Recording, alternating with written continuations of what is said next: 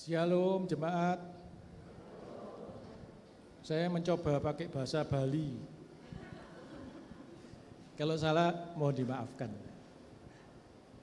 Shalom, Om Swastiastu, Rahajeng Semeng. Dumogi iraga sareng sami ngaturang bakti suci ring rahina mangkin. Mari kita ngaturang kayun lan sembah ring Tuhan Yesus Kristus. Terjemahannya kira-kira gini ya. Shalom, semoga selamat dan selamat pagi. Kiranya pagi ini kita bisa berbakti, beribadah dan menyembah Tuhan Yesus Kristus. Kita rindu untuk menyembah Tuhan dengan sepenuh hati kita. Mari kita kembali mengarahkan hati dan hidup kita untuk beribadah kepada Tuhan. Dengan sepenuh hati dan kasih, kita mau datang memuji, meninggikan dan memuliakan Tuhan.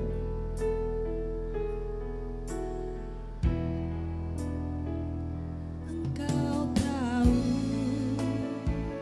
di hatiku ada sejuta rindu untuk selalu bersamamu, Yesusku. Izinkan ku menyenangkan hatimu lewat nyanyian hatiku. Biarkanlah ku menyembah walau tak dengan puisi yang indah. Biarkanlah ku menyembah, memberikan hati ini ku berserah dengan penuh kasih sayang. Biarkan Tuhan aku menyembah.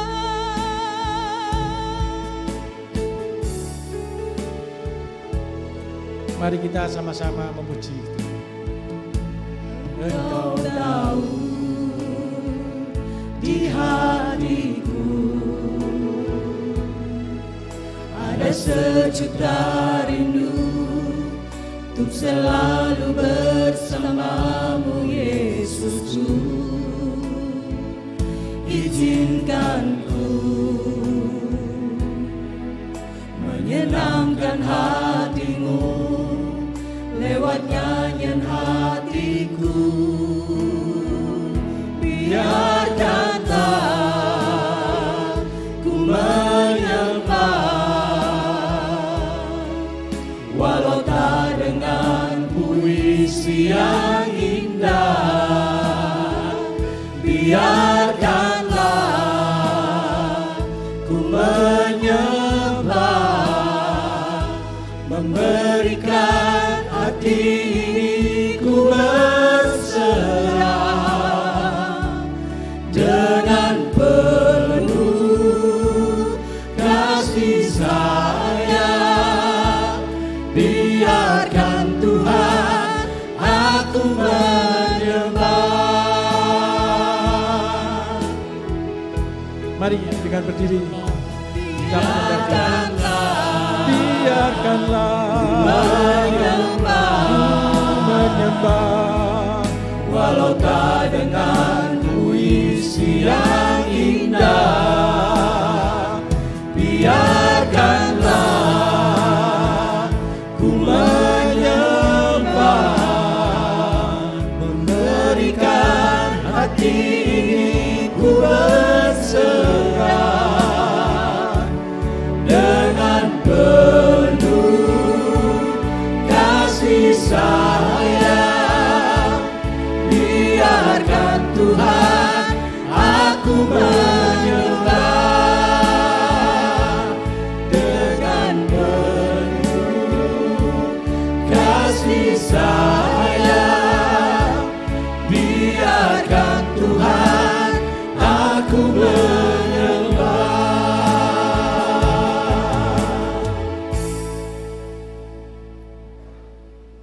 Pujilah Tuhan, hai segala bangsa. Megahkanlah Dia, hai segala suku bangsa. Sebab kasih-Nya hebat atas kita. Dan kesetiaan Tuhan tetap untuk selama-lamanya. Haleluya. Kini dan selamanya. Pujilah Tuhan Sang Raja yang Maha Mulia.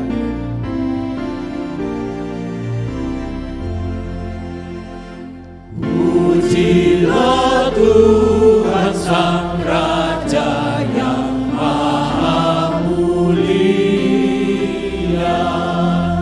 Segenap hati dan jiwaku pujilah Dia. Datang berkau, berilah musikmu bergaul, angkatlah puji-pujian. Pria saja.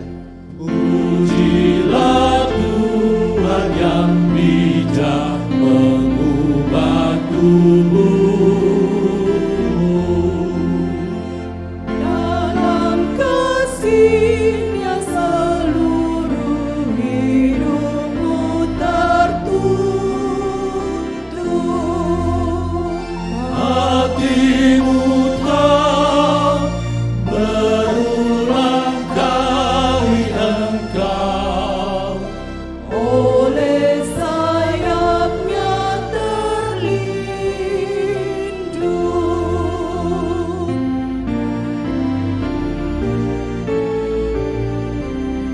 Wanita. Pujilah Tuhan yang dapat dan mau melakukan jauh melebihi doamu dan yang kau rindukan.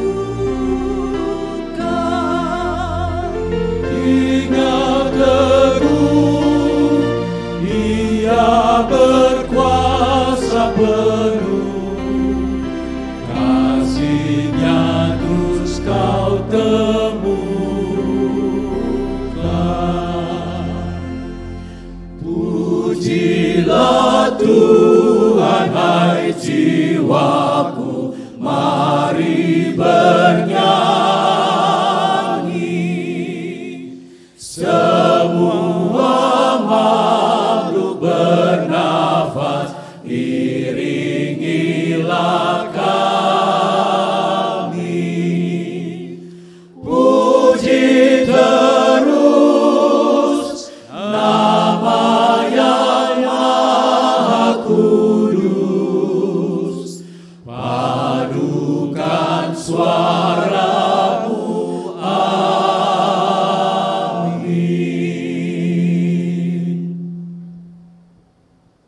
Kita dapat beribadah dan merayakan HUT ke-37 Penyatuan Sinode GKI dengan pengakuan bahwa Pertolongan kita adalah dalam nama Tuhan Yang menjadikan langit dan bumi. Tuhan memelihara kehidupan kita dengan kasih sayang dan setia-Nya yang kekal untuk selamanya.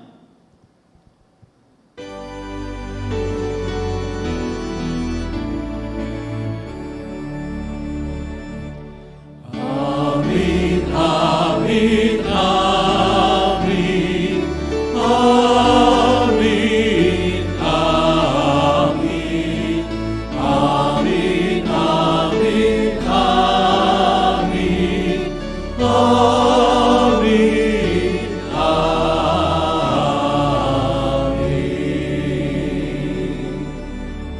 Tuhan beserta saudara. Dan beserta saudara juga. Silakan duduk.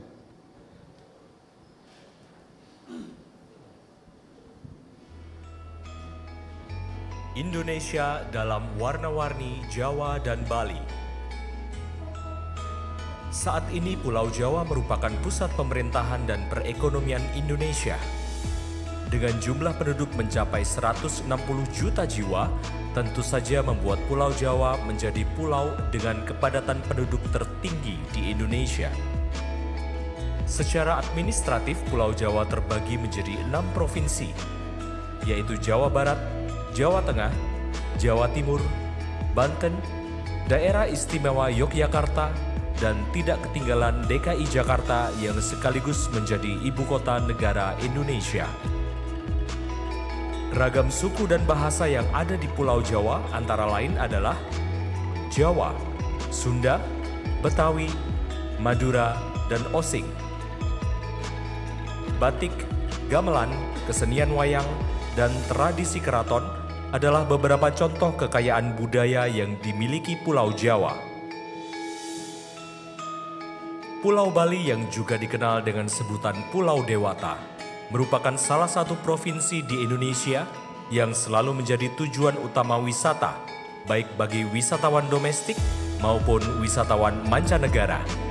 Dengan luas wilayah mencapai 5.500 km persegi, Provinsi Bali dihuni oleh mayoritas penduduk dari suku Bali dan menggunakan bahasa Bali beserta dengan dialeknya sebagai bahasa sehari-hari. Terkenal dengan keindahan alam serta sejumlah pantai yang eksotis, Bali selalu menjadi daya tarik tersendiri. Ditambah lagi dengan kekayaan budaya berupa tari-tarian, seni pahat, ukiran, dan arsitektur. Indonesia dalam warna-warni Jawa dan Bali. Tersenyumlah dalam perbedaan, bersatulah dalam kebinekaan. Indonesia, rumah bagi kekayaan budaya yang tidak ternilai.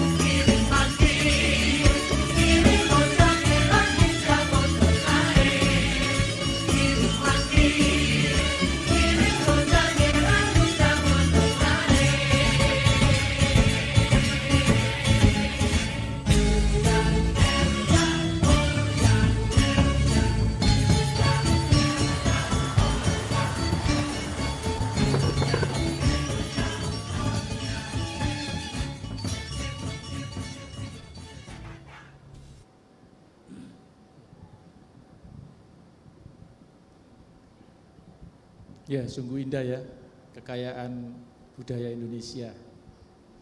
Sebagian besar gereja Kristen Indonesia berada di Pulau Jawa, namun juga hadir di Pulau Bali. Kristus Sang Kepala Gereja telah mendirikan melalui karya penebusannya. Kita adalah gereja yang dipanggil untuk memancarkan terangnya di dalam dunia yang diliputi kegelapan. Kita diutus untuk membawa damai dan kasih Tuhan. Kita hadir untuk meruntuhkan tembok-tembok pemisah dan merayakan perbedaan dalam keberagaman. Kita berkarya untuk memanusiakan manusia. Untuk itulah terjadi penyatuan GKI 37 tahun yang lalu. Kita rindu untuk terus-menerus membawa terang Kristus di tengah kekayaan dan kepelbagaian warisan sejarah, budaya, dan lingkungan alam Indonesia. Kiranya kita semakin bertumbuh, kokoh dalam kesatuan, dan meresponi karya anugerah Tuhan dalam pelayanan yang semakin beragam. Dengan penuh syukur, mari kita berseru, Haleluya, bersyukurlah kepada Tuhan sebab Ia baik, bahwasanya untuk selama-lamanya kasih setia-Nya.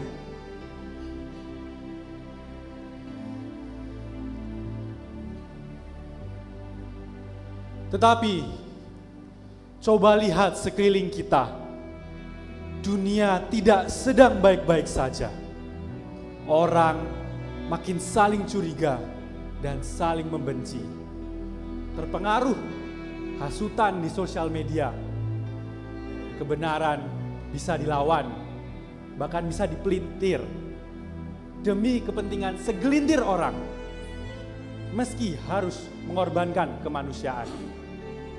Dalam kegelapan ini, sudahkah gereja menghadirkan diri?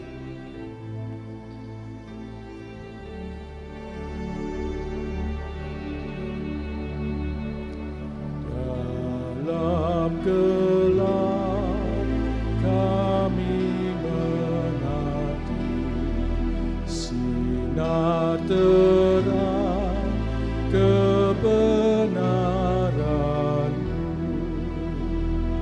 Jadikanlah kami umat-Mu cahaya bagi dunia.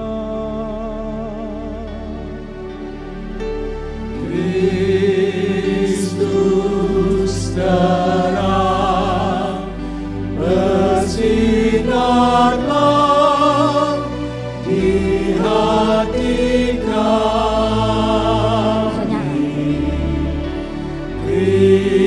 Kristus terang bersinarlah di gereja-Mu.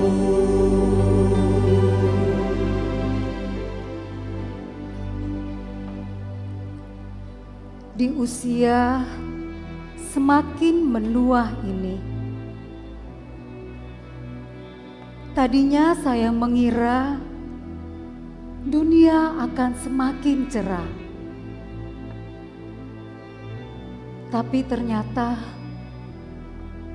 dunia masih saja penuh rusuh dan resah.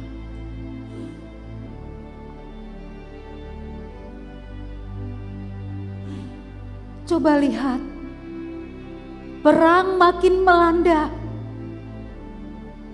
Dari perang tarif sampai perang antar bangsa. Saya khawatir, jangan-jangan nanti perang dunia pasti terjadi lagi. Sebab manusia menjadi serigala untuk sesamanya. Tak lagi takut untuk merampas hak hidup orang lain. Orang makin mementingkan kelompoknya sendiri. Dalam ketidakdamaian ini, sudahkah gereja menghadirkan diri?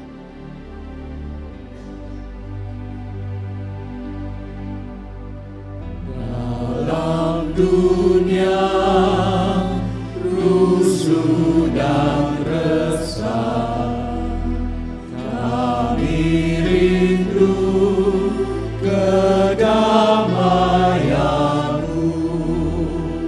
Sabda-Mu kan bebaskan kami menjadi saksi-Mu.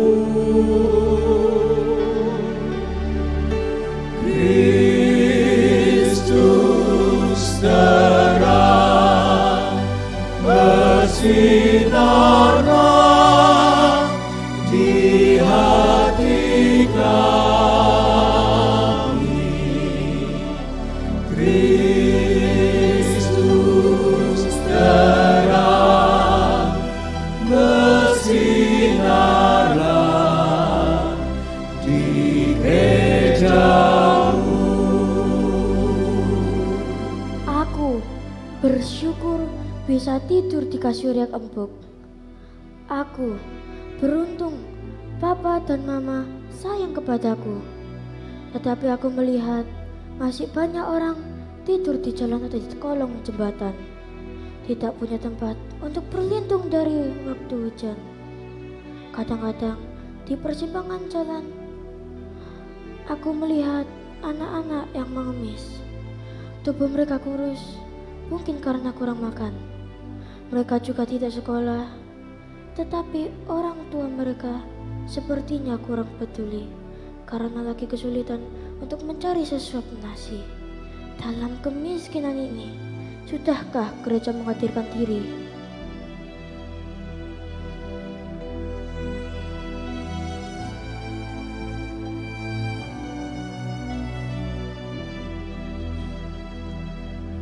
Banyak orang miskin dan papan merindukan tempat berteduh. Jadikanlah kami bangunan rumah perlindungan.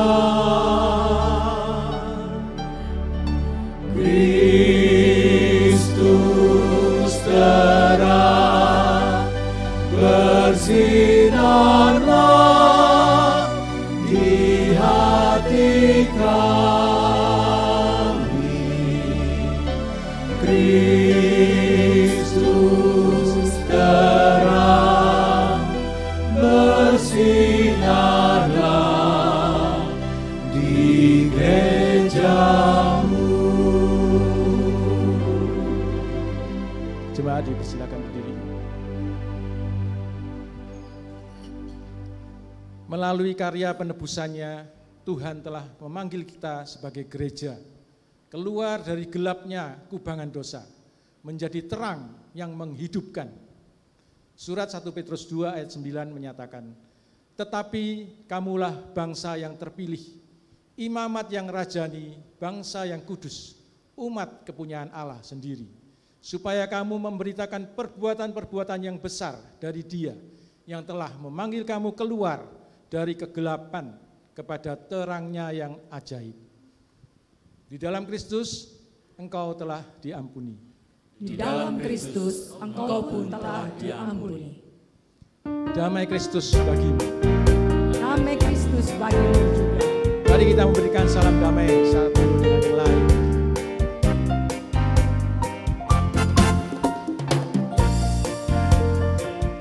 Bersukacitalah selalu, tunjukkan wajah gembiramu. Lihat teman di kanan kiri dan di sekitarmu, berikan salam damai, karena kasih karunia serta pengampunannya diberi.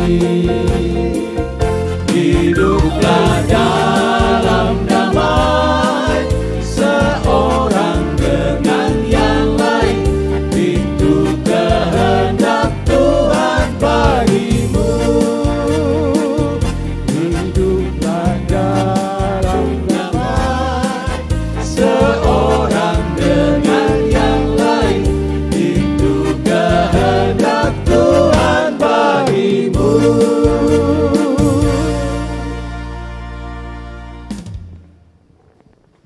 Paduan suara Hosana dari GKI Pondok Chandra Indah akan memuji Tuhan.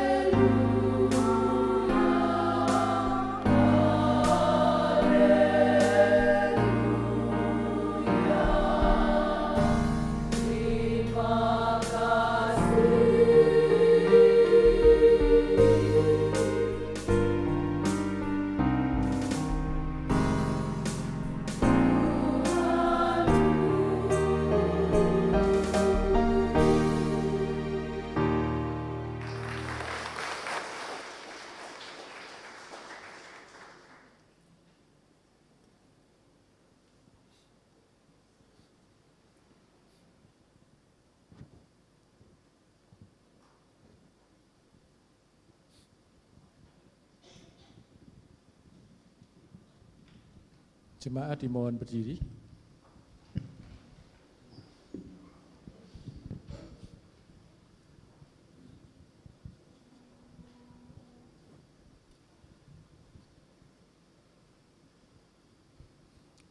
Firman Tuhan adalah terang yang menuntun perilaku hidup kita.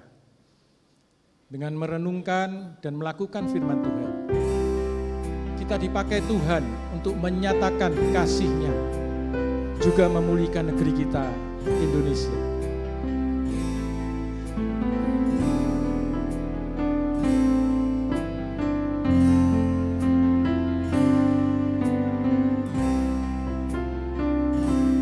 Biarlah ku menjadi orang yang berhati jujur, mengatakan yang benar dan melakukannya.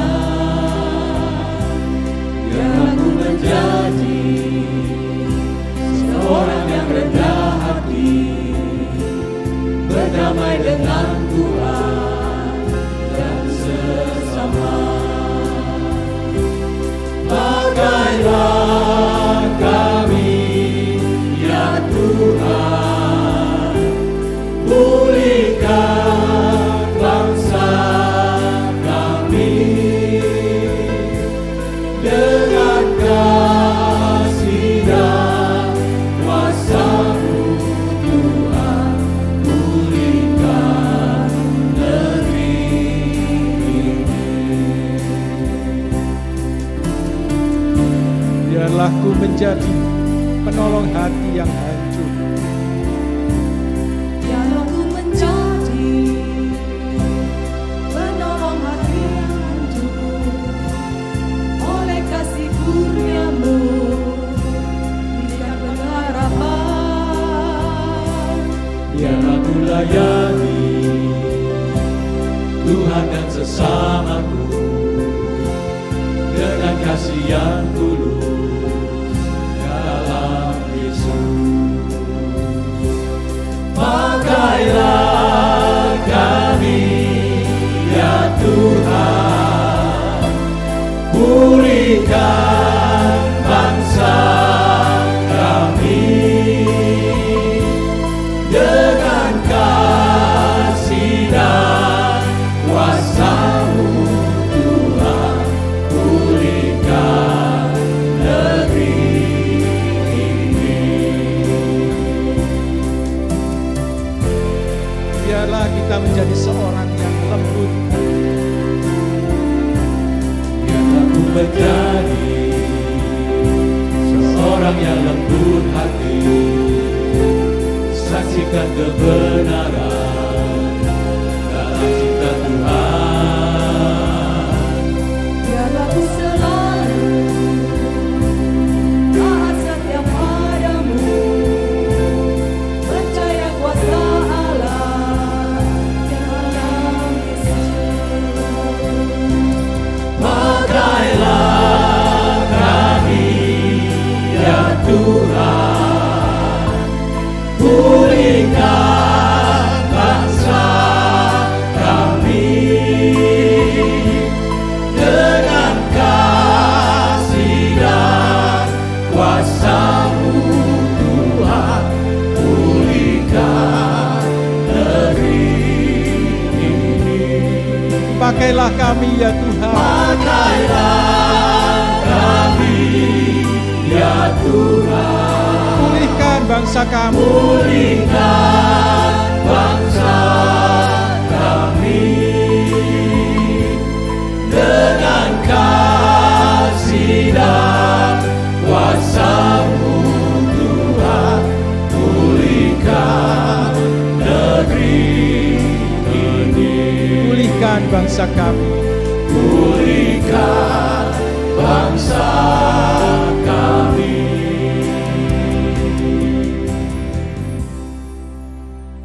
Mari kita berdoa. Tuhan, demikianlah seru doa kami, mengharapkan sebuah pemulihan bagi negeri ini, bagi bangsa ini, bagi seluruh tumpah tanah rakyat Indonesia.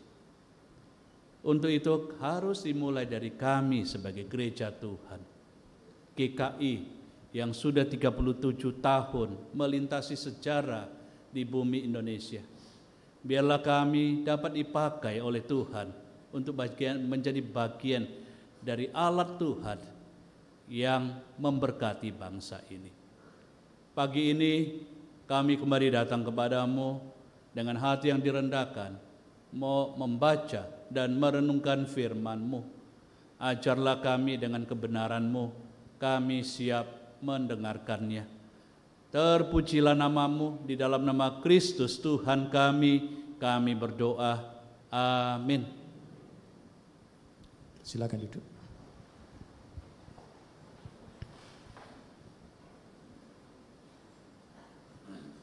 Firman Tuhan yang akan kita renungkan dari Injil Lukas pasal 13 ayat 10 sampai 17.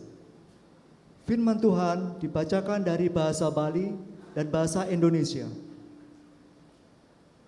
Nuju rahina sabat, ide yang Yesus mepaice paurukan, ring sinalih tunggiling periangan.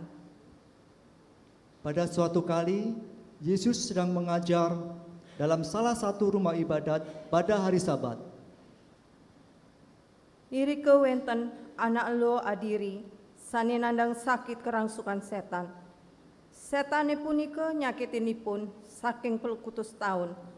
Ngantos ipun bungkut mersidayang nyejekan dewek yani.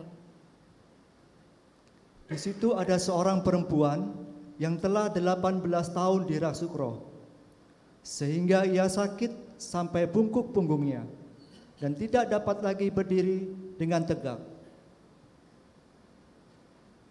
Rikala ide yang Yesus nyingak anake elo punika, rares ide ngadikain ipun sapuniki. Elo, jani elo subeseger uli sakit elo.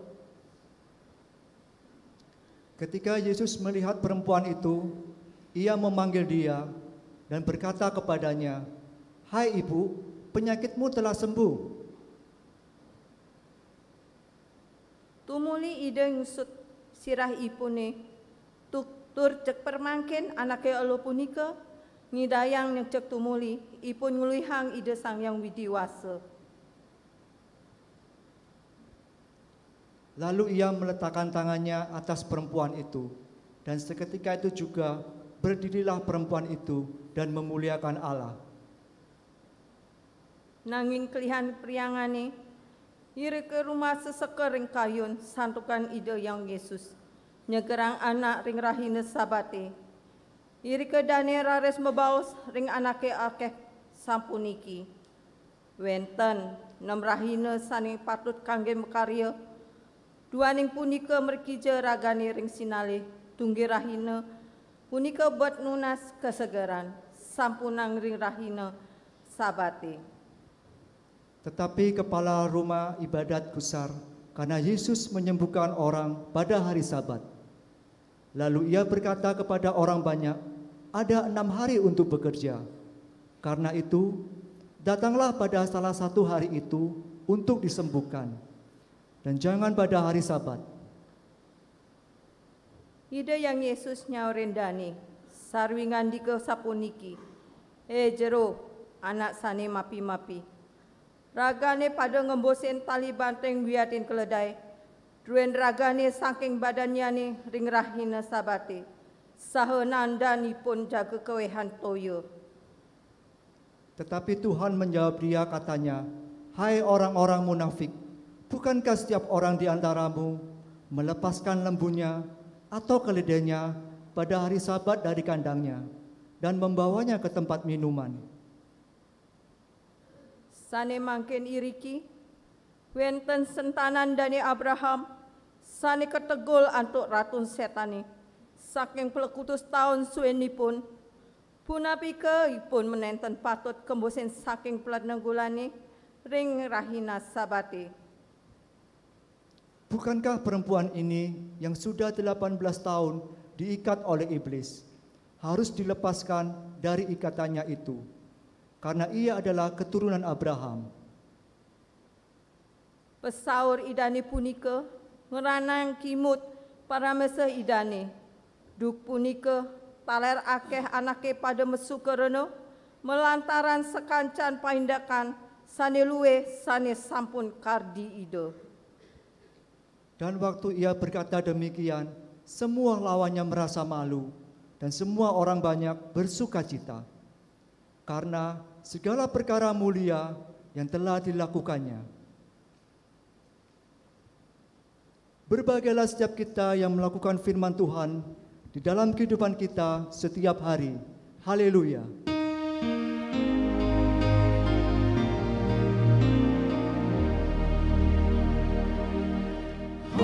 Haleluya, berbahagialah orang yang hatinya takut akan Tuhan.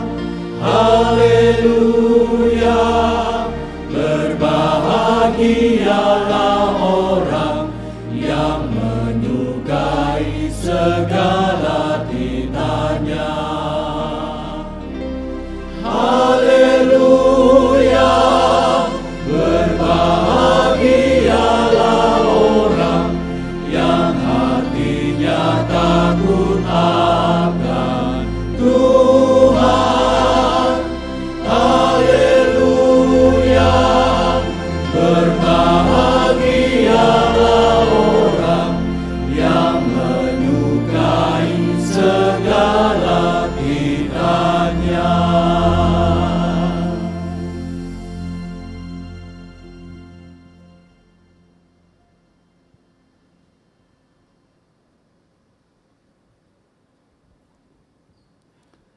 Selamat pagi Bapak Ibu yang saya kasih dalam nama Kristus. Kabarnya bagaimana kita semua? Apik-apik, baik-baik. Sungguh senang bisa bertemu dengan Bapak Ibu. Salam dari jemaat kami GKI Citra Raya Kabupaten Tangerang. Jemaat pinggiran kota kira-kira sekitar 30 km dari kota Jakarta. Tapi jam tempuhnya biasa rata-rata, nggak lama sih, cuma 2 jam. Hari ini tema kita memanusiakan gereja yang memanusiakan manusia. Saudara-saudara yang terkasih di dalam Tuhan, pertama-tama marilah kita panjatkan syukur dan puji kepada Tuhan yang telah menyatukan gereja GKI selama 37 tahun. Sebuah perjalanan sejarah yang cukup panjang. Kalau umur 37 manusia itu umur yang sudah matang, betul nggak? Dia sudah sampai di tahap-tahap yang mulai menapaki puncak dan dia bisa melakukan banyak hal dari mimpi-mimpinya. Demikian juga dengan GKI. 37 tahun bukanlah sebuah perjalanan yang pendek, perjalanan yang cukup panjang. Tapi pertanyaannya, selama 37 tahun apa yang sudah kita kerjakan?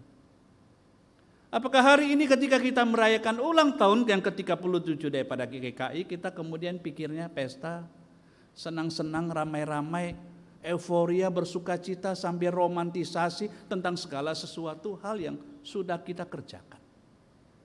Atau kita mencoba merefleksi, apa sih yang sudah dilakukan oleh GKI selama ini? Atau kemudian kita berpikir ke depan, apa yang Tuhan inginkan bagi gereja ini di masa depan? Nah, bertepatan dengan itu, saudara-saudara yang kasih Tuhan, tema kita seperti yang disebut berulang kali, gereja yang memanusiakan manusia. Sebuah tema yang mau mengingatkan kita agar gereja tidak terjebak ke dalam sebuah rutinitas, hanya sekedar menjalankan aturan, kebiasaan, atau sesuatu yang sudah kita lakukan secara tradisi turun-temurun. Tema ini mau mengingatkan kita gereja perlu berfokus. Bukan hanya pada aturannya saja, walaupun aturan itu penting, tradisi saja, walaupun tradisi itu penting. Tetapi semua yang kita kerjakan itu, baik tradisi, baik aturan, semuanya difokuskan untuk manusia yang ada di dalamnya. Bagaimana gereja bisa berderap bersama dengan Allah di dalam Kristus Yesus, melakukan pemulihan. dan martabat manusia yang sudah jatuh ke dalam dosa, supaya dia mirip dengan Tuhan kembali. Seperti yang Tuhan Yesus kerjakan pada waktu dia berinkarnasi di dalam dunia ini. Oleh sebab itu pagi ini saudara-saudara yang kasih Tuhan, kita mau fokus kepada Lukas pasal 13 yang kita baca tadi. Kalau Bapak Ibu perhatikan tadi bacaan kita melihat suasana rumah ibadah pada hari Sabat pada waktu itu. Sebuah pemandangan biasa di mana sinagoge itu penuh dengan keramaian orang karena mereka mau datang untuk berkumpul. Apa sih yang biasa orang harapkan datang ke rumah ibadah? Mereka berharap bisa berjumpa dengan Tuhan, bisa berjumpa dengan sesama, bisa mengalami penghiburan dari luka hati mereka, kekuatan pada waktu berjumpa dengan Tuhan, damai sejahtera. Mereka berharap hidupnya bisa diberkati, hidupnya bisa bertumbuh ketika mereka berjumpa dengan Tuhan, hidupnya bisa dikuatkan untuk menapaki ketika mereka pulang dari rumah ibadah tersebut, menapaki kehidupan yang sulit dan penuh dengan pergumulan. Di tengah-tengah keramaian itu ada seorang wanita tua yang hadir. Dia juga berharap yang sama. 18 tahun dia sakit penyakit yang membuat punggungnya bongkok, hampir mungkin 45 derajat. Sampai-sampai mau melihat orang pun susah. Dan dia harus setiap kali melihat harus begini terus. Sebab dia tidak bisa melihat muka orang dan orang tidak bisa melihat mukanya dia. Mukanya menatap ke tanah terus. Dia mungkin mempunyai pengharapan yang seperti saya katakan. Tuhan, aku ingin dipulihkan. Tuhan, aku ingin disembuhkan. Tuhan, kau tetangga saya bolehlah mereka tidak mempedulikan saya. Saya berharap di sinagog ini, di rumah Tuhan ini ada yang pedulikan saya. Bolehlah di tengah-tengah masyarakat umum saya dicuekin, saya dibully, tapi saya berharap saya diterima di sini. Bolehlah mereka meminggirkan saya, menganggap saya najis, tapi saya berharap mereka menerima saya sebagai manusia. Tapi antara harapan dan kenyataan ternyata tidak sama. Apa yang diharapkan terjadi di gereja, toh perlakuan sama dengan apa yang dialami di dunia ini. Orang tidak memandang dia. Orang meminggirkan dia. Bahkan secara aturan keagamaan pada waktu itu yang mengedepankan kenajisan dan kekudusan versus kekudusan. Maka perempuan ini dianggap berdosa dan harus dijauhi. Secara agama dia tidak punya tempat, secara sosial dia tidak punya tempat, dia tidak diterima, dia dipinggirkan. Dia dianggap tidak seperti manusia normal pada umumnya. Dan demikianlah aturan sosial dan aturan agama pada waktu itu. Dia mengalami dehumanisasi. Justru di tempat yang semestinya dia menemukan Tuhan dan kasih Tuhan dari sesama. Yang lebih mencengangkan lagi saudara, dia berharap pemimpin agama bisa melakukan sesuatu hal. Bedalah pandangannya sama orang lain. Tapi toh ketika dia disembuhkan oleh Yesus, coba perhatikan reaksi daripada pemimpin agama itu. Bukan berteriak kegirangan senang, tapi malah marah. Dia marah saudara-saudara yang kasih Tuhan, kenapa? Karena melihat sebuah aturan keagamaan, hukum Sabat yang dilanggar. Dia marah saudara-saudara yang kasih Tuhan, karena baginya tradisi dan aturan itu lebih penting daripada manusia. Dia marah karena tradisinya dilanggar, hukumnya dicuekin oleh Tuhan Yesus. Ironis ya saudara-saudara yang kasih Tuhan. Dia marah tapi nggak berani marah sama Yesus di depan umum. Dia nyinyir kepada Yesus. Dia nyinyir, tapi nyinyir dia sambil mengabaikan kemanusiaan. Perempuan itu demi menjaga status dan wibawa keagamaannya. Saudara kasih Tuhan, pernah gak saudara lihat kondisi yang seperti itu? Kecepatan ya saudara ya. Maafkan saya. Ya. Pernah nggak saudara lihat seperti masalah-masalah seperti itu? Ya, sikap kepala rumah ibadah seperti itu. Pernah nggak saudara melihat di dalam gereja seperti ini? Apakah gereja? Saya tidak mengatakan sadar, saya yakin tidak ada gereja yang sadar, tidak ada pemimpin agama yang sadar, tidak ada pendeta maupun penatu yang sadar melakukan hal itu. Apakah gereja atau pemimpin jemaat tanpa sadar pernah melakukan seperti yang dilakukan kepala rumah ibadah itu? Sibuk dengan aturan, sibuk ngulak-ngalik teologi, aturan, liturgi, hukum gereja, dan cara yang benar bergereja. Sibuk ya, urus-urusan ritual, begitu sibuk dan memperhatikan sampai A dan Z tata cara yang paling benar menurut kita. Tapi kita lalai bertanya, sebenarnya semua itu untuk apa sih? Apakah sekedar untuk menegakkan aturan agama yang kita bilang sakral? Atau menambah-nambah aturan supaya gereja lebih tertib? Atau menambah ruang ritual supaya ibadahnya lebih khusyuk? Hanya sampai pada batas itu kan?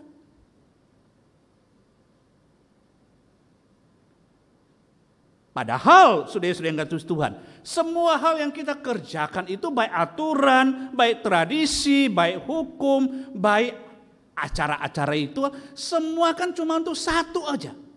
Bagaimana manusia bisa dengan bebas datang kepada Tuhan?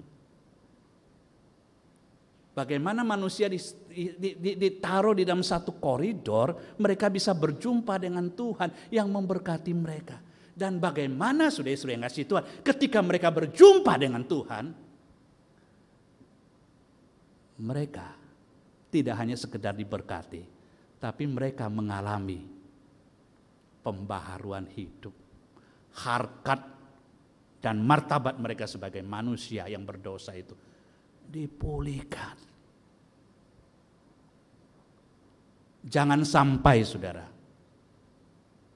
gereja tanpa sadar mengabaikan itu. Aturan demi aturan, ritual demi ritual, tradisi demi tradisi.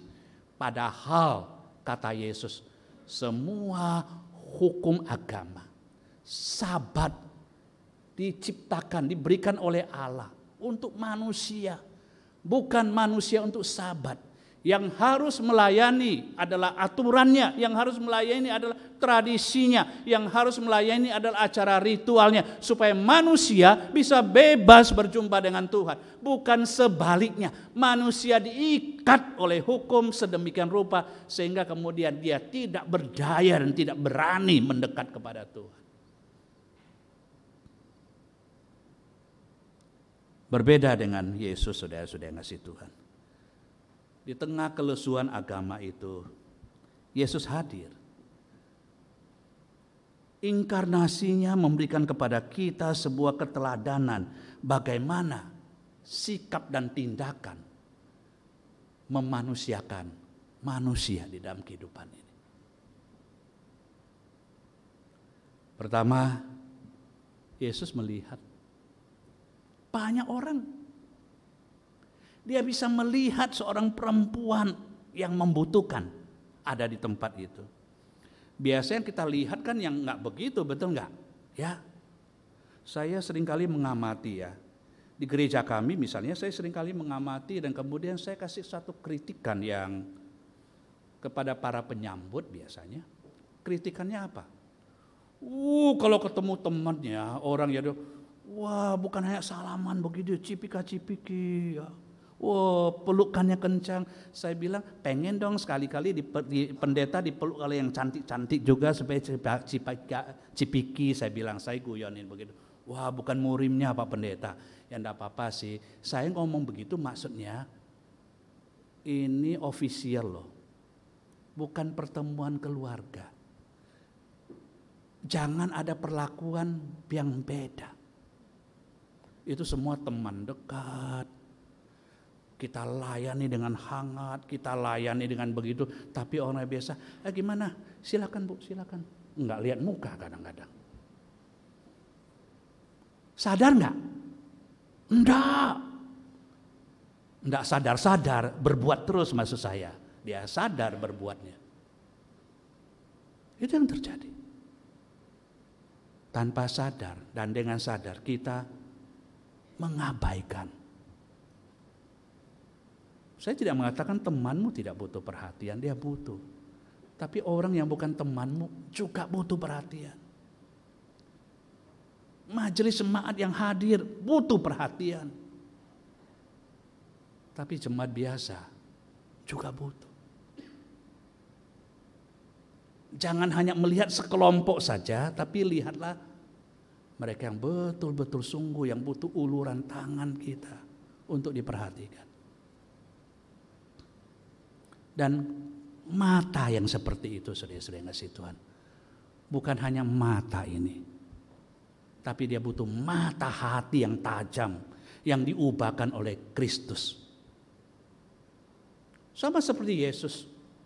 Matius 9 mengatakan ketika Yesus berkeliling dari satu desa ke desa lain, dari satu kota ke kota lain, maka dia melihat orang banyak. Pemimpin agama juga melihat, tapi yang dilihat Yesus sama mereka berbeda. Mereka melihat orang-orang yang sedang berkumpul masuk neraka, tapi Yesus melihat dengan hati dan bilang, orang-orang seperti itu perlu mendapatkan belas kasihan. Maka setelah melihat dengan mata seperti itu, saudara-saudara yang kasih Tuhan, Yesus kemudian memanggil dan berbicara dengan orang itu, memberikan perhatian. Memberikan perhatian. Dia perhatikan, bertanya, maukah engkau sembuh? Dia kasih perhatian. Dan perhatian itu saudara-saudara yang kasih Tuhan, bagi dia, bagi perempuan itu, ada sebuah cara di mana dia diangkat kembali menjadi manusia sebagaimana biasanya dia diabaikan. Dan di dalam gereja banyak orang butuh seperti itu.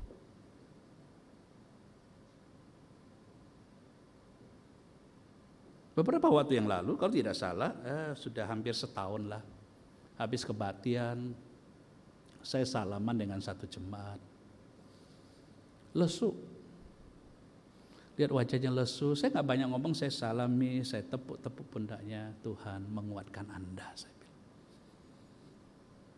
Saya nggak hanya lihat sekali dia seperti itu, tapi sudah berminggu-minggu salaman sama dia seperti itu. Satu hari saya memberanikan diri untuk tepuk pundaknya beberapa kali dan mengucapkan kata itu. Pak, belum diomongin apa-apa, air matanya udah menetes. Dia tunggu saya selesai salaman, dia hampiri saya, pegang tangan erat-erat, Pak, aku butuh bicara dengan Bapak. Perhatian yang kecil itu membuka sebuah percakapan penggembalaan selama 2 jam. 2 jam. Dan dia bercerita tentang beratnya kehidupan ekonominya, padahal pekerjaannya bagus. Tapi karena salah mengelola keuangan, akhirnya dia terpuruk seperti itu. Dia bilang, saya nggak butuh banyak, cuma butuh didengar, butuh diperhatikan, butuh ada telinga yang mau dipasang supaya tahu dan butuh didoakan. Dia cuma ngomong seperti itu. Perhatian yang kecil sudah ngasih Tuhan menimbulkan dampak yang besar. Percakapan pastoral 2 jam. Jadi jangan anggap perhatian yang kecil itu tidak penting, saudara-saudara yang kasih Tuhan. Karena perhatian kecil itu menyentuh ke dalam hati orang. Orang bisa dihibur, orang bisa dikuatkan, dan orang bisa membatalkan. Saya pernah dengar kejadian orang membatalkan tindakan bunuh diri karena perhatian-perhatian kecil seperti itu. Yang ketiga, Tuhan Yesus menyentuh. Ia menumpangkan tangan ke atas ibu tersebut. Pada saat itu budaya melarang orang menyentuh orang sakit, apalagi seorang rabi. Haram. Ya, bukan istrinya tapi haram. Ini sebuah pelanggaran jabatan. Tapi coba saudara perhatikan, Yesus tidak hanya menaruh hati pada waktu dia memperhatikan orang itu, pada waktu dia melihat dan memperhatikan, tetapi dia juga mendobrak aturan agama. Dia mendobrak tradisi aturan agama yang buat Yesus tidak memberkati tersebut, didobrak. Dan ketika dia didobrak tersebut, maka mengalirlah kasih yang besar.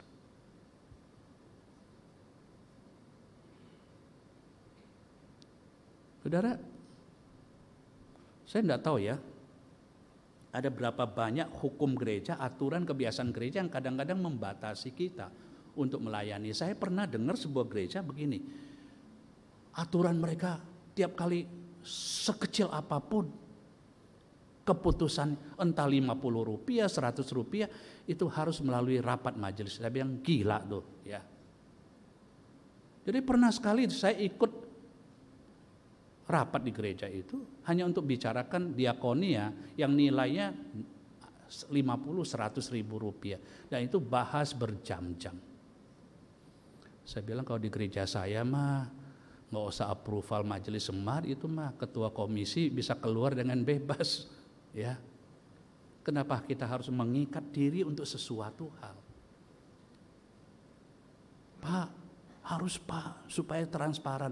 Saya bilang ini bukan masalah transparantasi, masalah transparan. Ini masalah mismanagement, memelihara rapat demi rapat itu sendiri, dan kemudian membuat gereja tidak bebas bergerak untuk memberikan perhatian. Ada satu peristiwa, saya baca satu ilustrasi hampir mirip-mirip seperti itu. Gereja A ada di desa A, gereja B, kemudian penduduk B mengalami musibah banjir. Maka diadakan rapat majelis jemaat bagaimana gereja A bisa memberikan bantuan. Berjam-jam tidak selesai. A, B, C, D, E, F, G, biasa ya, banyak pertimbangan. Lalu tiba-tiba pintu ruang rapat diketuk. Dibuka seorang pemuda bawa sekarung beras. Bapak-bapak, ini beras, tolong titip buat orang-orang kebanjiran di sana yang kelaparan, butuh makan. Yesus mendobrak tradisi itu. Dia tidak mengatakan tradisi itu penting, tetapi tidak tepat guna. Sebab tradisi dipakai, saudara-saudara yang kasih Tuhan, bukan untuk dipelihara, tetapi dipakai untuk memberkati orang-orang banyak. Dia mendobrak batasan itu dan menunjukkan penerimaan kasih dan kuasa pemulihan. Akibatnya apa, saudara-saudara yang kasih Tuhan? Saudara lihat, dia memulihkan identitas daripada wanita itu. Yesus bilang dia keturunan Abraham. Saudara, kata keturunan Abraham dalam konteks perdebatan Yesus dengan pemimpin agama itu sangat penting. Artinya, dia itu umat pilihan. Sama seperti kalian mendapatkan kasih Allah, dia juga dapat. Sama seperti kalian mendapatkan privilege rohani, dia mestinya dapat. Sama seperti kalian mendapatkan berkat dan anugerah Allah, mestinya dia dapat. Tapi kenapa kamu mengabaikan dia? Bahkan kalian memperlakukan dia lebih rendah daripada binatang, kata Yesus. Di hari Sabat aja kalau binatang kamu sakit, kamu bisa ini, kamu lepaskan kasih makan. Masa wanita yang sakit ini hanya gegara hukum Sabat, kemudian kalian tidak melakukan apa-apa. Dia melepaskan orang itu dan juga orang banyak itu dari belenggu identitas keagamaan mereka yang kaku tersebut. Yesus tidak hanya meluruskan punggung orang itu, tetapi juga status dan harga dirinya. Inilah puncak dari tindakan memanusiakan manusia. Dimulai dari mana? Mata yang memperhatikan, mulut yang ngajak ngomong, tangan yang bertindak mendobrak tradisi agama. Lalu hadirlah berkat bagi perempuan itu dari perjumpaan dengan dia dengan Tuhan. Bukan saja penyakitnya sembuh, tetapi identitas dan harga dirinya juga dipulihkan. Bapak Ibu, inilah yang mestinya dikerjakan oleh gereja. Louis Palau, seorang pendeta terkenal, satu kali khotbah di satu kota, di dua gereja yang berbeda. Pagi dia khotbah di gereja A dan sore dia khotbah di gereja B. Tapi dia mengamati dua gereja ini punya pendeta yang punya pandangan yang sangat berbeda terhadap jemaatnya. Di gereja A dia berkhotbah dan pendeta sepanjang ibadah itu bisikan dia, kamu lihat nggak yang di depan itu? Orang paling kaya di kota, donatur gede, kakap paus. Lihat yang ini, dokter dia ini, dia ceritakan semua orang terkenal dengan jabatannya dia, dengan kekayaannya, dengan penghasilannya dia, dengan pengaruhnya dia.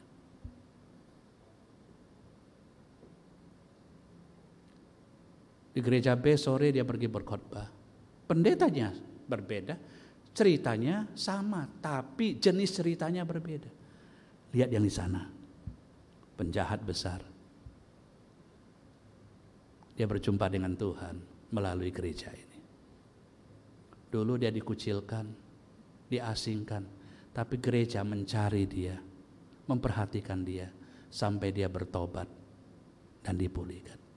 Lihat nggak yang itu? Orang miskin itu, lihat yang ini, yang ini.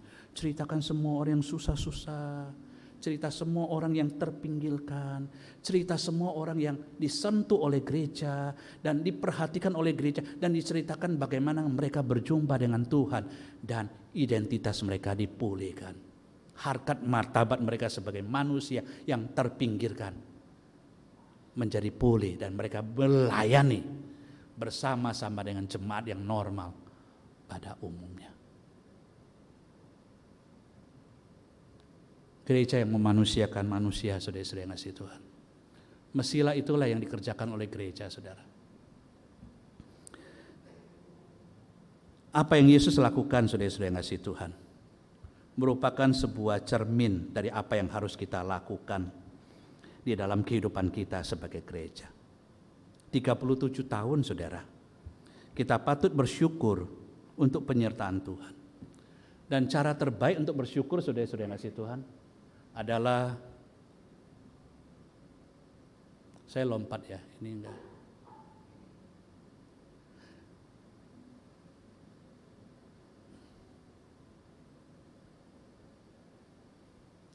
Cara kita bersyukur adalah dengan apa? Menjawab kembali panggilannya. Syukur kita bukan hanya untuk gedung atau program, tetapi kesempatan yang Tuhan berikan untuk menjadi saksi Tuhan. Ya. Syukur terbesar kita adalah ketika GKI menjadi gereja yang semakin serupa dengan Kristus. Sebuah gereja yang senantiasa meninggikan harkat martabat manusia. Kalau demikian kita mungkin bertanya, siapakah perempuan bungkuk yang ada di sekitar kita hari ini? Mungkin dia adalah anggota jemaat yang kesepian, tetangga yang kesulitan, ekonomi, teman kerja yang dikucilkan, atau bahkan anggota keluarga yang terpuruk. Mari kita hadir ke tengah-tengah mereka. Mari kita teladani apa yang Yesus lakukan.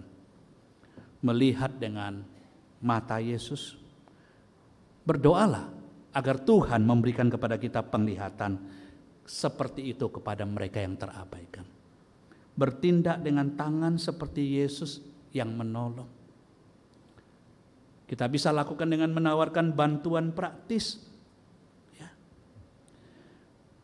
melepaskan ikatan mereka sekecil apapun itu, entah dengan membantu belanja, entah mendengarkan, entah mendoakan secara tulus. Kita bisa mengangkat harkat martabat mereka.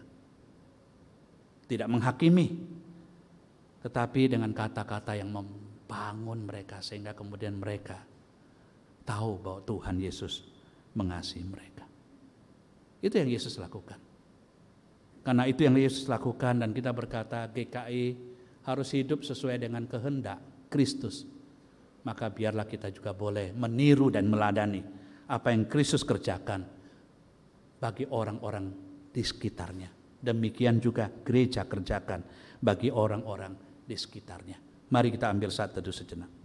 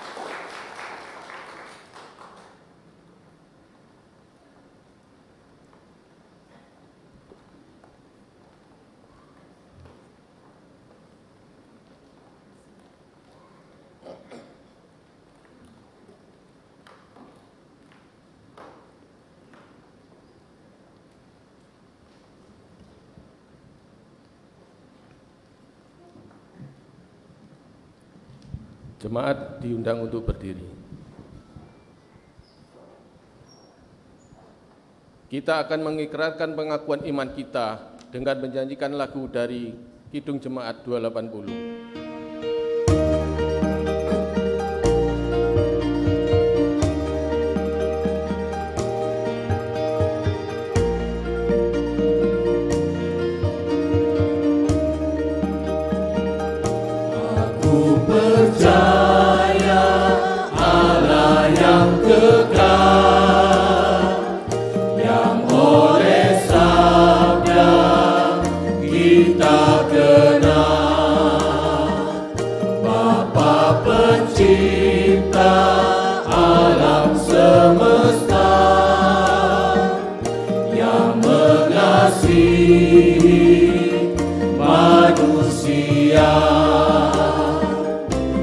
Aku percaya Putra Tunggalnya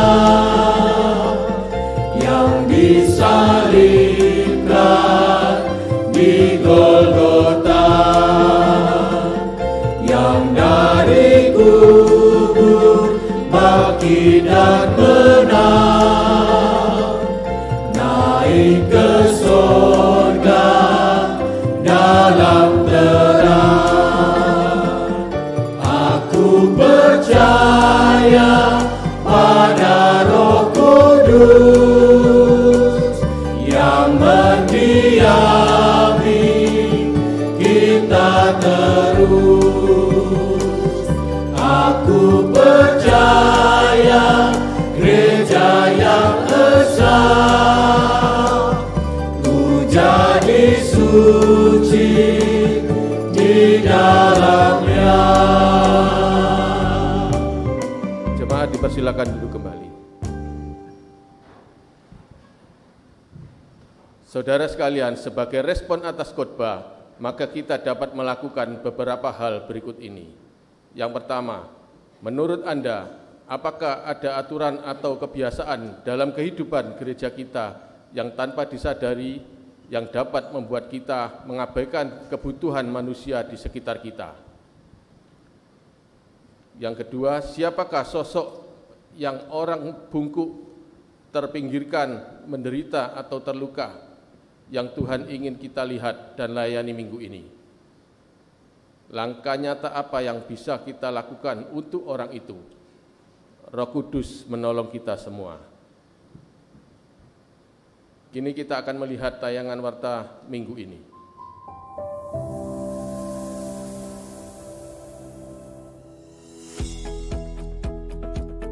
Sejauh apa respon kita atas panggilan Tuhan dalam pelayanan?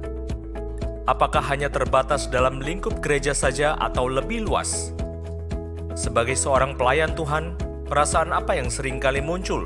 Sukacita atau hampa?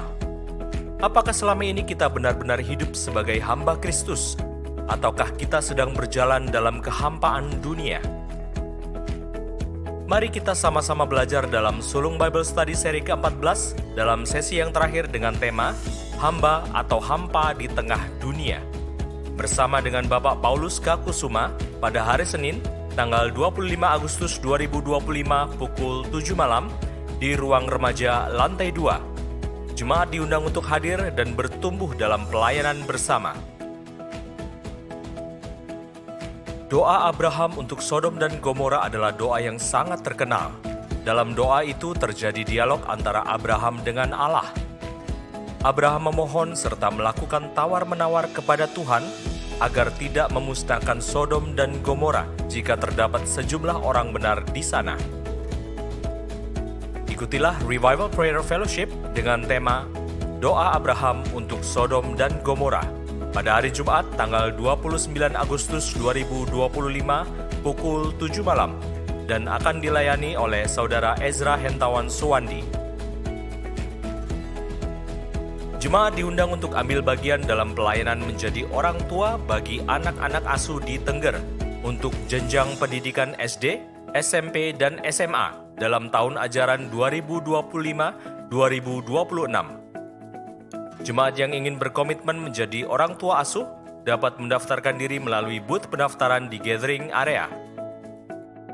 Yayasan Gapura Kalpataru Insan Sejahtera bidang pendidikan juga membutuhkan para relawan dari jemaat untuk terlibat dalam pelayanan anak asuh ini. Jemaat yang bersedia dapat menghubungi Ketua Yayasan GKIS, yaitu Penatua Simon Lekatompesi. GKI Sulung akan menerima mahasiswa praktek kerja lapangan akhir pekan dari Seminari Alkitab Asia Tenggara Malang atas diri Saudari Gracia Leonardi dan Saudari Francisca Dwi Jayanti.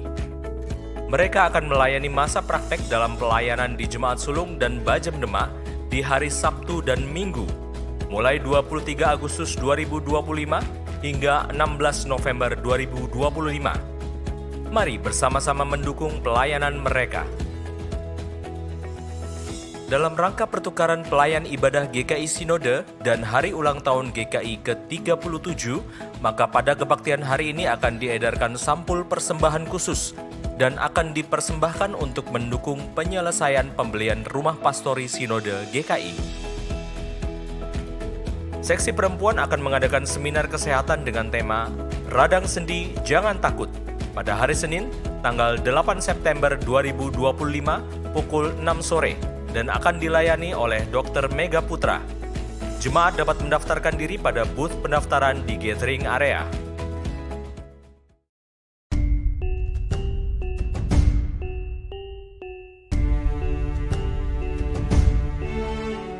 Sepanjang bulan Agustus ini kita akan merayakan bulan inkulturasi.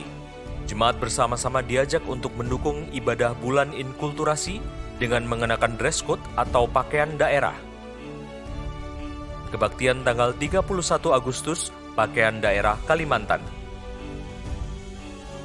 Mari kita ikut berpartisipasi merayakan bulan inkulturasi.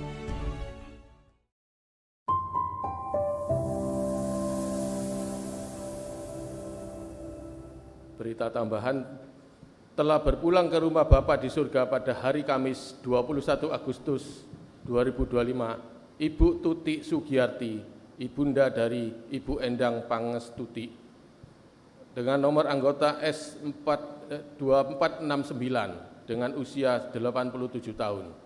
Jenazah akan dimakamkan pada hari ini, Minggu 24 Agustus 2025 di pemakaman Mojokerto. Kiranya Tuhan memberi kekuatan dan penghiburan bagi segenap keluarga dalam naungan kasih sayangnya. Jemaat Tuhan, setelah yang ditayangkan di Warta Khusus berikut ini telah hadir 2 mahasiswi praktek weekend dari Saat. Untuk itu kami persilakan untuk memperkenalkan diri.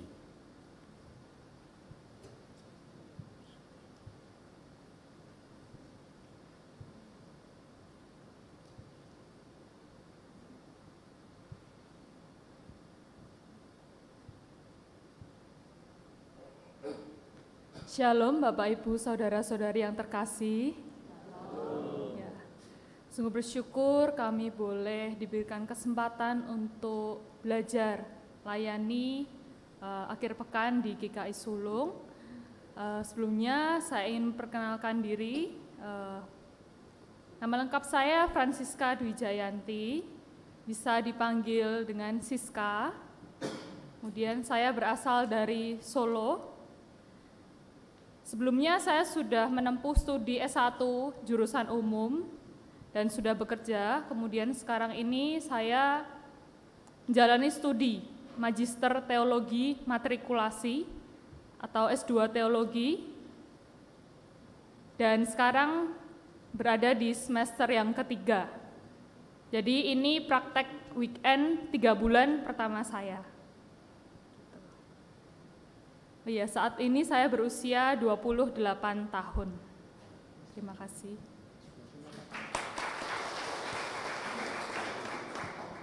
Shalom Bapak Ibu Saudara sekalian. Ya, perkenalkan nama saya Gracia Leonardi, tapi biasanya saya dipanggil dengan sebutan Cia. Saya berumur 19 tahun di tahun ini, dan saya merupakan salah satu mahasiswi yang akan mempraktek di GKI Sulung. Saya juga sama dengan Cisiska, yaitu adalah mahasiswi yang menempati semester 3 di tahun ini. Dan sebelumnya ya saya memang fresh dari SMA masuk ke STC Saat, Dan harapan saya adalah sama di GKI Sulung saya bisa belajar lebih lagi untuk mengenal Tuhan dan melayani di sini bersama dengan Bapak Ibu sekalian. Terima kasih. Selanjutnya doa syafaat oleh Pendeta Samuel.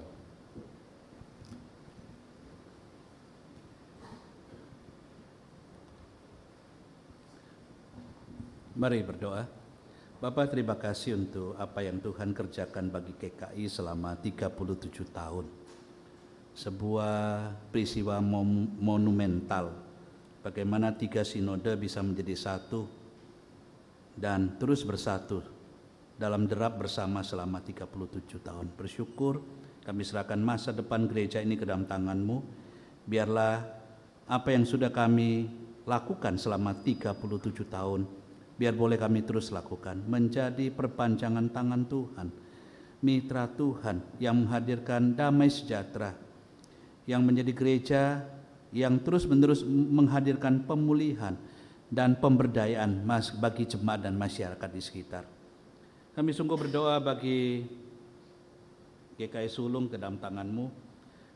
Serahkan pergumulan dan persiapan penyusunan program serta anggaran tahun 2026 ke dalam tangan Tuhan. Tuhan yang tolong, biar melalui evaluasi, melalui pemandangan ke depan, dan melalui konteks-konteks yang sudah mereka lewati, mereka bisa melihat apa yang Tuhan mau mereka kerjakan di tahun mendatang.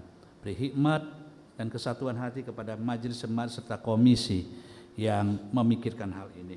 Kami serahkan juga untuk pergumulan keluarga, ekonomi, pekerjaan, studi, dan kesehatan jemaat di tempat ini. Tuhan yang tolong. Kami tahu kehidupan ekonomi sekarang tidak baik-baik saja. Kami serahkan ke dalam tangan Tuhan. Biar Tuhan yang terus menolong. Mereka yang sedang mencari pekerjaan, Tuhan yang lapangkan peluangnya. Mereka yang sedang berjuang untuk mencukupkan diri, Tuhan yang buka tingkap-tingkap langit bagi mereka. Mereka yang sakit, Tuhan yang jamah dan sembuhkan. Mereka yang mengalami pergumulan keluarga, Tuhan yang memperbesar kasih suami istri, orang tua, dan mengecilkan ego mereka sehingga semua masalah-masalah di dalam keluarga mereka bisa diselesaikan. Tidak lupa kami menjaga bangsa dan negara kami.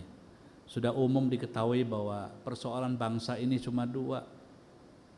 Masalah korupsi dan penegakan hukum yang tidak konsisten, tajam ke bawah, tumpul ke atas. Tuhan yang tolong.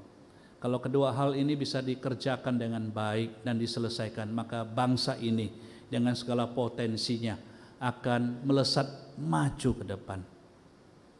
Biarlah hambatan ini boleh terus kami doakan di dalam tangan Tuhan.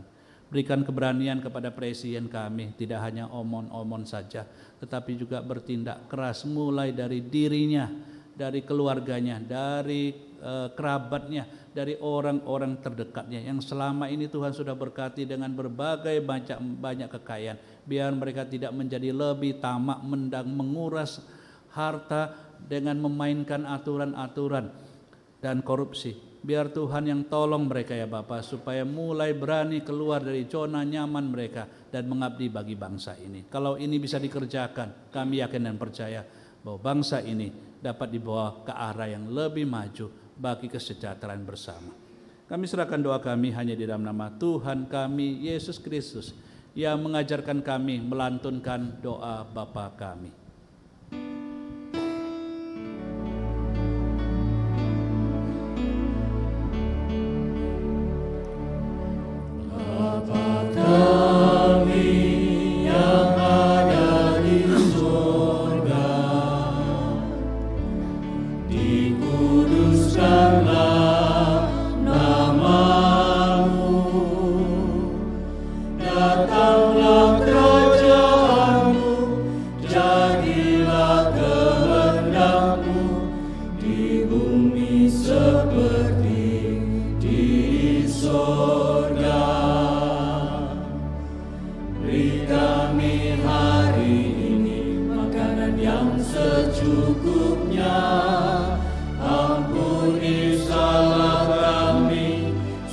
Kami ampuni yang bersalah.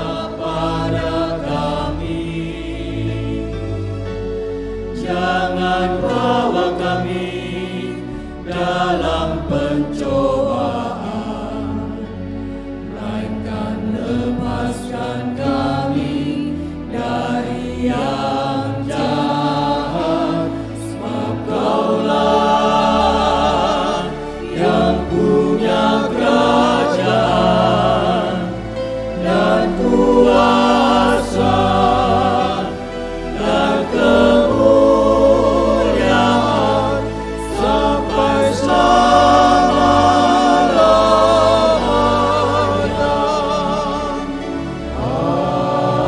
Amin.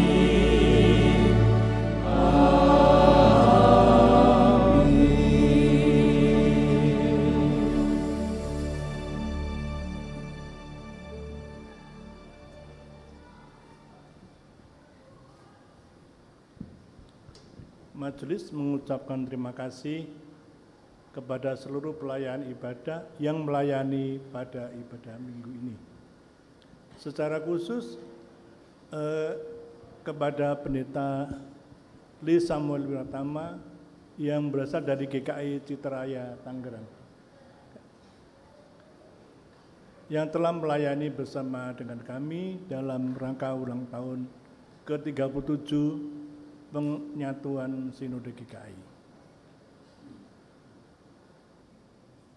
Dan kepada Paduan Suara Husana kami mengucapkan terima kasih.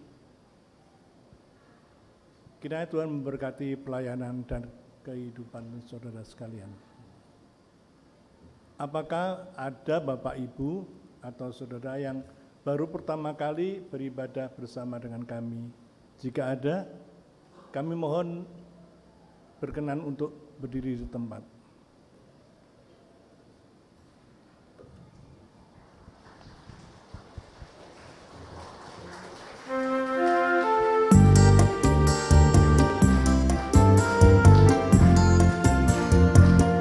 Dalam Yesus kita bersaudara. Dalam Yesus kita bersaudara. Dalam Yesus kita bersaudara, sekarang dan selamanya. Dalam Yesus kita bersaudara.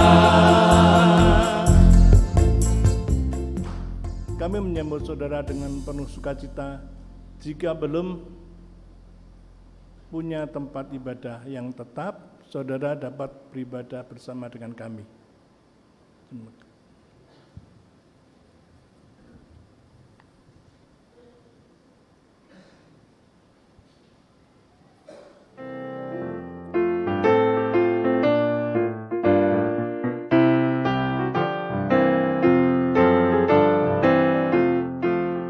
Bapak, Ibu, saudara-saudara, anak-anak, anggota dan simpatisan GKI yang dikasihi dan mengasihi Tuhan, salam sejahtera.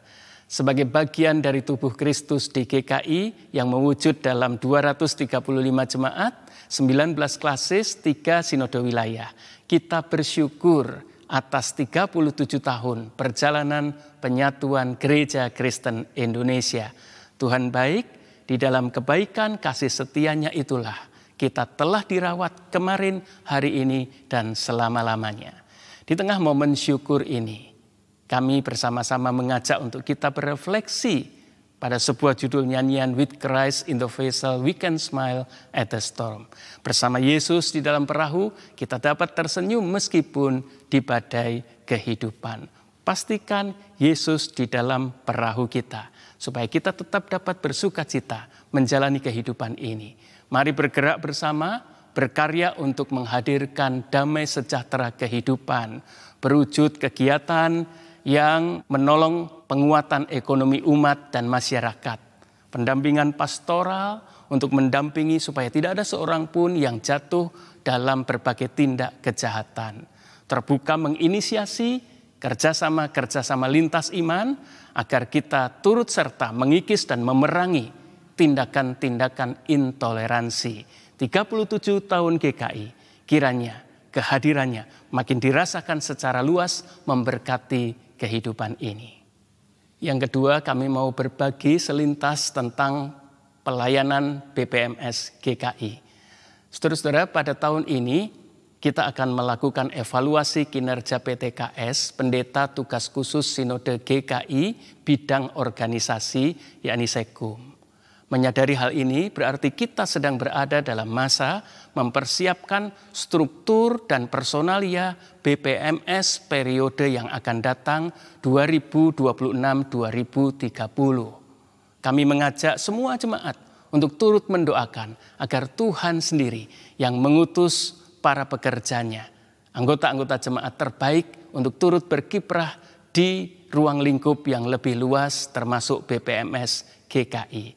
Kami juga mengundang untuk saudara-saudara memberikan dukungan dengan merelakan orang-orang terbaik untuk turut berkarya di ranah dan ruang lingkup yang lebih luas. Kami bersyukur pembangunan tahap pertama kantor Sinode di BSD boleh dituntaskan dengan diterbitnya sertifikat layak fungsi, sertifikat yang dibutuhkan untuk kegiatan operasional di sana.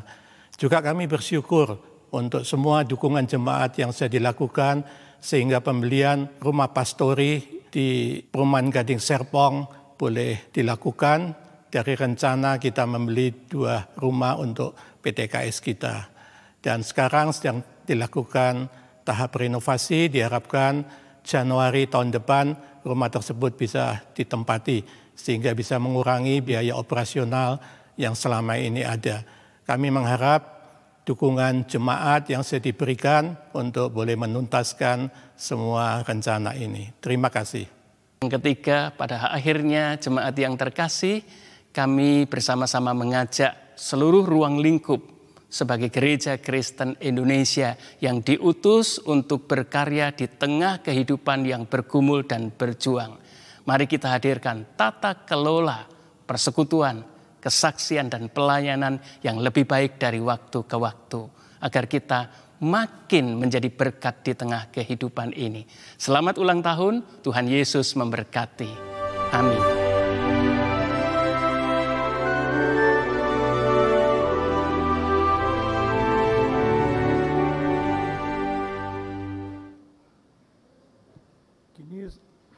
Kini saatnya bagi kita untuk mengucapkan syukur atas pemeliharaan dan pembinaan Allah dengan memberikan persembahan. Ingatlah firman Tuhan dalam Ibrani 13 ayat 15 yang akan kita baca bersama-sama. Sebab itu, marilah kita oleh Dia senantiasa mempersembahkan korban syukur kepada Allah, yaitu ucapan bibir yang memuliakan nama-Nya. Mari kita berdoa untuk persembahan. Ya Allah yang penuh kasih dan rahmat, kami bersyukur atas segala karunia yang Engkau berikan kepada kami dalam kehidupan ini. Secara khusus kami bersyukur pada hari ini dapat memperingati hari ulang tahun ke-37 penyatuan GKI. Kiranya persembahan yang akan kami kumpulkan ini dapat menjadi alat di tangan-Mu untuk menjangkau sesama. Kami juga mempersembahkan hidup kami untuk menjadi perpanjangan tangan kasih-Mu bagi orang-orang yang sekitar, untuk mencerminkan kelembutan kasih-Mu. Dalam nama Tuhan Yesus kami berdoa.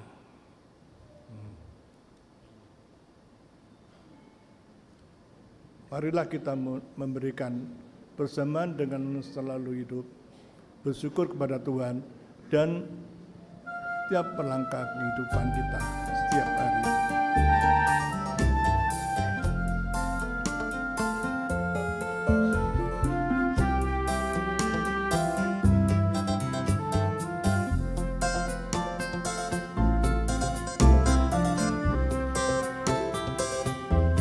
Sadeke aku derek Gusti, uripku tansah diberkahi, hatiku ayem tentrem, hatiku ayem tentrem, kabeh iku Gusti Yesus kang maringi.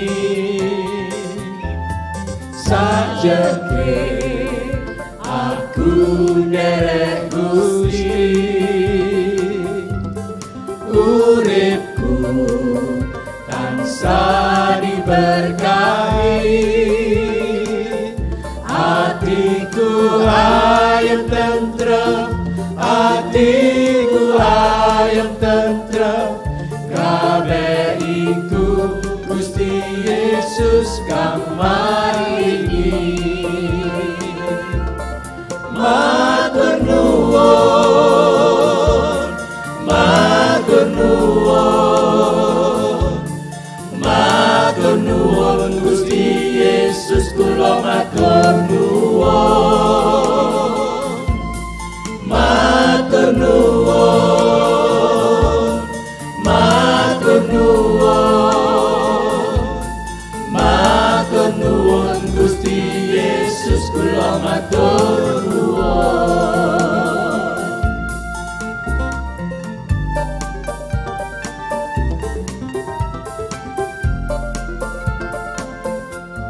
Sajake aku nderek Gusti, uripku tansah diberkahi, hatiku ayam tentrem, hatiku ayam tentrem, kabeh iku Gusti Yesus kang maringi. Sajake aku nderek Gusti, uripku tansah diberkahi, hatiku ayam tentrem, hatiku ayam tentrem, kabeh iku Gusti Yesus kang maringi. Matur nuwun, matur nuwun, matur nuwun Gusti Yesus, kula matur nuwun, matur nuwun, matur nuwun, matur nuwun Gusti Yesus, kula matur nuwun.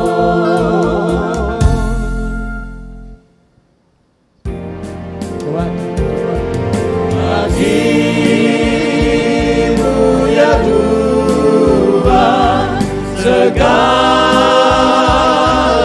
pujian, bagimu ya Tuhan sekasih sayangmu, darahmu selamatkanku, kuasamu bangkitkanku, bagimu ya Tuhan ku berikan pujian. Amin.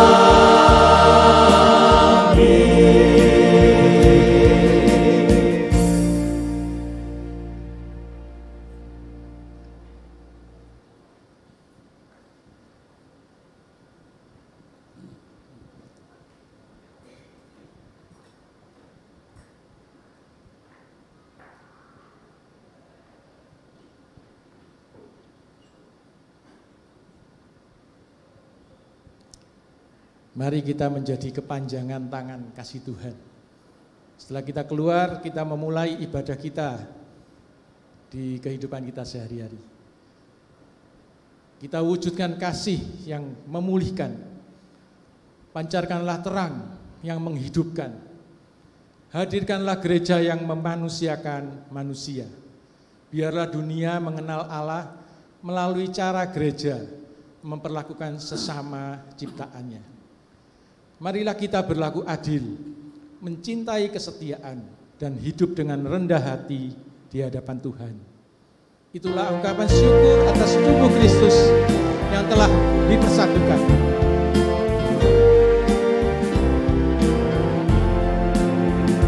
Bergeraklah satu, bertegak langkahmu, junjunglah panggilannya, perjuangkan kasihnya, bergandengan erat, rintanganmu berat, untuk masyurkan berita perdamaian kekal. Kristus adalah kepala gerejanya, Roh-Nya pun tetap membimbing umat-Nya. Berbarislah utuh, bersatulah teguh, hai seluruh gereja Kristen Indonesia.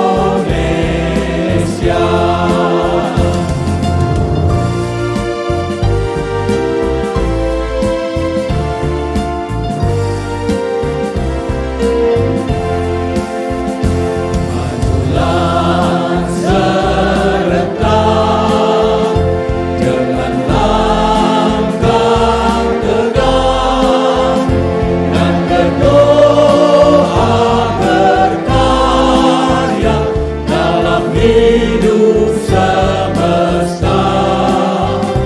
Dengan iman teguh, gerahkan dayamu, kebenaran wujudkan demi sesamamu. Kristus adalah kepala gerejanya, Roh-Nya pun tetap membimbing umat-Nya. Berbarislah teguh, bersatulah teguh, hai seluruh gereja Kristen Indonesia.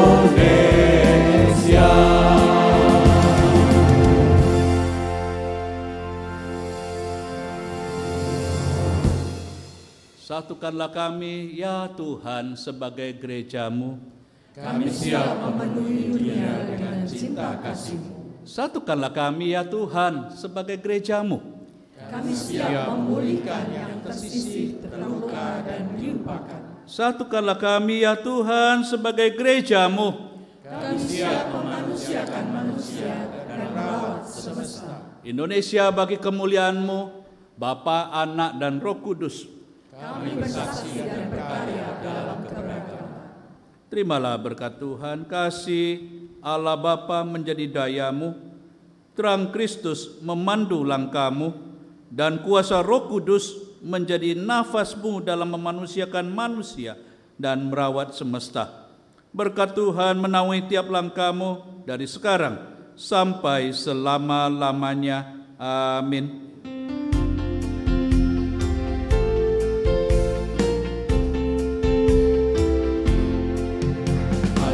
Haleluya, haleluya, sukacita melimpah.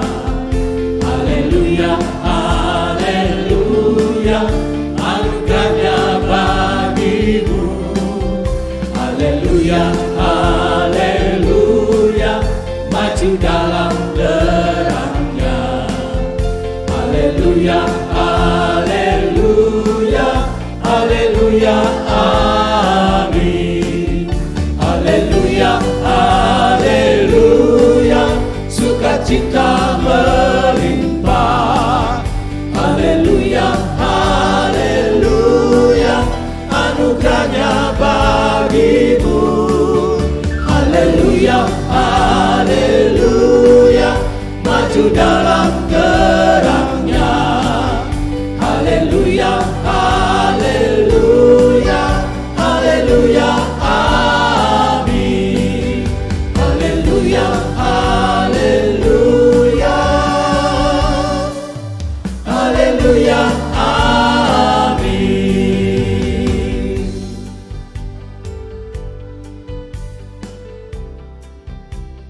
Saat teduh ibadah selesai. Tuhan Yesus memberkati.